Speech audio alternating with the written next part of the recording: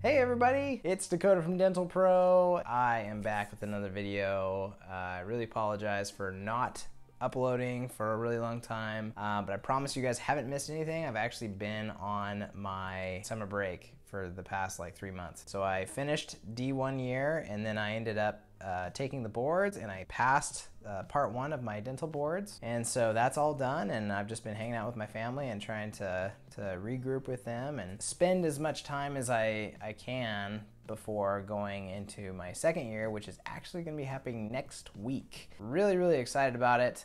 But before I start the second year, I wanted to get this video out so that way you could get a quick overlook at what the first year of dental school was like for me. So let me just break down what the first year was like for me in terms of the time frame, the timeline, as well as the amount of credits that I took, and just kind of what it felt like for me mentally as I was going through dental school. We go off of the quarter system, and in the first year we had 3 quarters. So we had fall quarter, winter quarter, and spring quarter. I started in the fall, and basically this is how it went. So there was 20 credits in the first quarter, and by the way, each quarter was 10 weeks long. And so yeah, 20 credits for the first quarter, 18 credits for the second quarter, and then 16 credits for the third quarter. So that is the breakdown of all of the quarters, but it's kind of interesting. So even though the first quarter had the most credits, I actually felt like I might have been the most mentally prepared in the first quarter because everything was just kind of new. So I consider that my honeymoon period of dental school. The reality of how hard dental school is hasn't actually kicked in, and it didn't really kick in for me until the second quarter. So I kind of blew through the first quarter. I'm not gonna say it was easy. It was really challenging. It was a ton of work, but I was mentally capable of doing it. Like I knew I could do it. Now, when winter quarter came in, the fact that winter quarter was between fall quarter and spring quarter, I felt like the pressure of dental school was really caving in on me, and that was definitely my burnout period. And apparently a lot of dental students get burnt out during the winter quarter from what I've heard. But for me, that was definitely the case. I was really sluggish in the winter quarter and just trying to get through some of these classes, which by the way, some of my hardest modules were in the winter quarter. We had our neuroscience module, which was awful. It was so hard. I had a really tough time with it. And a lot of other dental students did too. Yeah, that was a really hard, that was a hard quarter to get through. But same thing, lots of projects, lots of exams, lots of case studies, that sort of thing, you name it. You can look back at other videos in the past that I've done, and you'll see how some of those weeks were. So that was winter quarter. Now spring quarter was a little bit better than winter quarter because it was kind of like the light at the end of the tunnel. We had 10 weeks at the start, and at the end of those 10 weeks, we were done with the first year, and so things kind of rolled a little bit easier, and it seemed to go a little bit smoother. And we were a little bit more focused and a little bit more determined in the spring quarter. So that's kind of how first year went for me mentally. Another thing that I should mention about the third quarter is that we actually had a lot more operative dentistry during this quarter. So, you know, we get to use hand pieces and we get to do fillings. You know, we get to drill teeth and put in fillings and learn all the different techniques, that sort of stuff. So that's operative dentistry. We had a lot of that, and that was a big part of spring quarter, whereas with fall and winter quarters, we did a lot of dental waxing, which is where we would take wax and we would actually wax up teeth to learn dental anatomy. It's not very practical in actual dental offices unless you're waxing up your own crowns for patients, which pretty much nobody does anymore, except the dental labs. But it was good for us because we would learn dental anatomy with it, but it was annoying. I was so ready to just get the waxing done and over with and actually start on operative dentistry. So that's, yeah, kind of my opinion on things. So anyway, once we got through the third quarter, I took 2.5 weeks to study for part one of the dental boards. The amount of studying really varies for this test. It was the hardest test I've ever taken, but my school does a really good job of preparing us for that test. And so I felt like 2.5 weeks was gonna be plenty of time for me to just review all of the stuff that I had learned through the first year and just blow through it, get done with the test, and it turned out to be good. I actually passed. It was awesome. It took about 2 weeks for me to get my results back, and it just said that I'd passed. It didn't say anything else. So yeah, in a nutshell, that's kind of how first year was. It's hard to describe all of the experiences and crazy adventures that I had in my first year just in this video or in any video, to be honest. It's really, you just have to be there to know what it's like. But hopefully that gives you a little bit of a snippet into what first year was like. Now, there's several of you that have asked questions about the first year. I posted on Instagram a couple days ago. Some of you guys have given me some replies on Instagram, so let's answer some of those. So Miss Random 098 says, what is the hardest class that you have had or that you had to study for the most? So I went into that a little bit.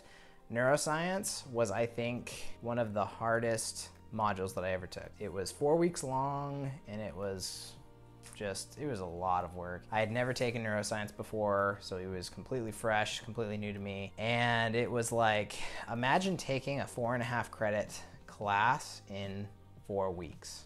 That's exactly what it was. So that was a lot of work. Was it doable? Absolutely. Did I have to work every second of every day on it pretty much to get through it? Yeah, pretty much. So that was really tough. I would also say biochemistry was another module that I really struggled with, specifically the liver metabolism section of biochemistry. There was a lot of metabolic pathways that we had to kind of memorize and understand in that test, and I'm pretty sure a lot of people bombed it, and I was one of them.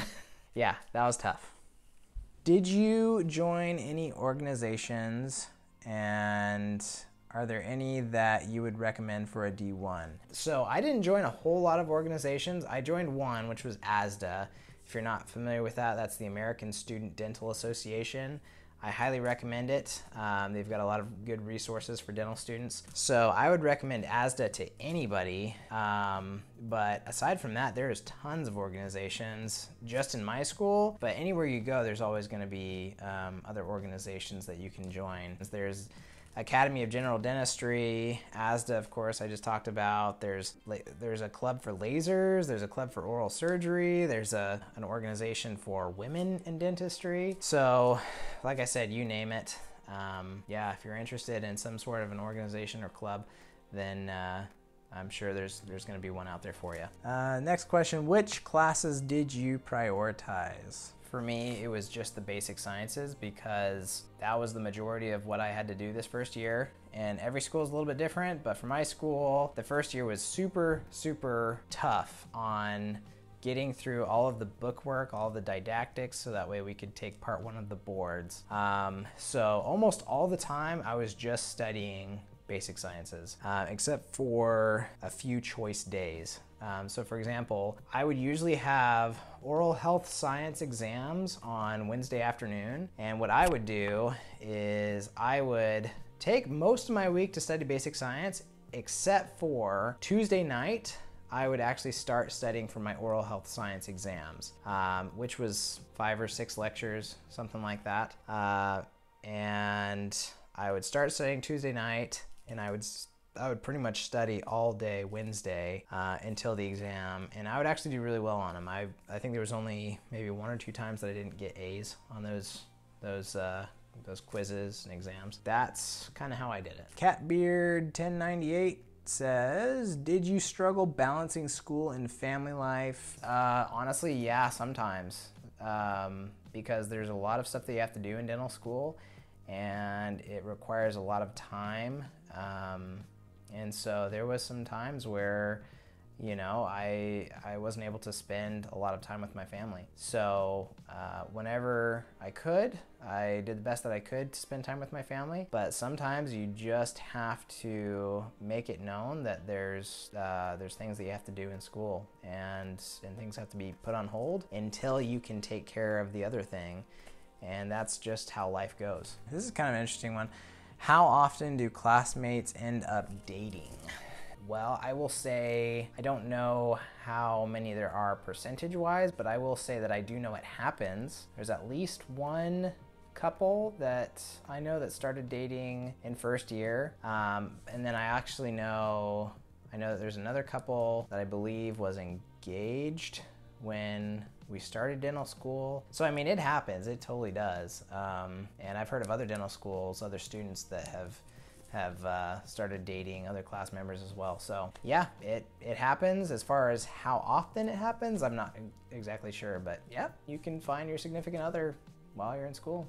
So another question that was asked was it what I expected? I would say yes and no. So I expected that dental school was going to be really tough, almost to a fault. I thought that dental school was going to be pretty much impossible based on like the credit load and just the schedule and knowing what school was like with undergrad. I just thought, man, there's no way I'm going to be able to get through this. So in that regard, it was kind of true because it really was hard, but it was not impossible. Definitely not. I feel like dental school, the material that was taught there in my first year was a ton of information, but it wasn't extremely tough information, if that makes sense. So it was like drinking through a fire hose all the time, but it's not like some of those classes in undergrad where you literally have to just like stare at a book for hours to try and figure out a certain concept. It's taught simply. The professors are amazing. They just walk you through stuff, so that way you really learn the information really well. So yeah. Yes and no. It was what I expected, but it was doable. Yeah.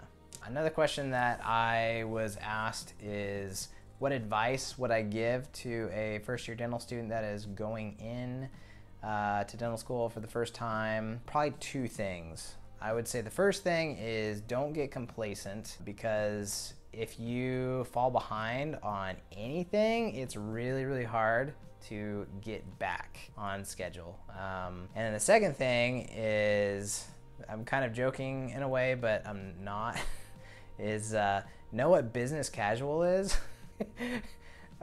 Because my first day, I was told to wear business casual and I didn't know what it was. I really struggled with that. And in fact, I'm pretty sure I still got it wrong. I was wearing jeans the first day, so yep, screwed that one up. Another question that I got, so last question, is what motivated me when things got really tough in dental school? This is going to be different for everybody, obviously, but for me, I knew that I had a family to take care of and that this was really my responsibility, that I needed to do well in school so that way I could be a good clinician in the future.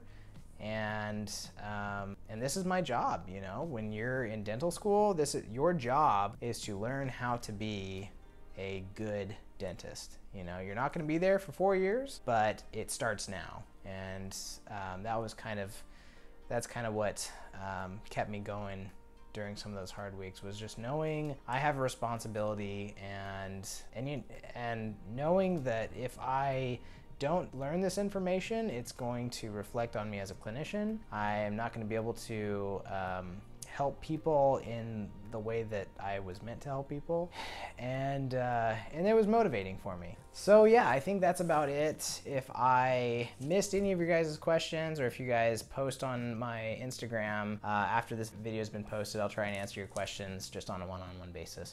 But that is just about it for this video, and I'm gonna wrap it up. So thank you so much for watching. You guys are awesome. We'll see you in the next video.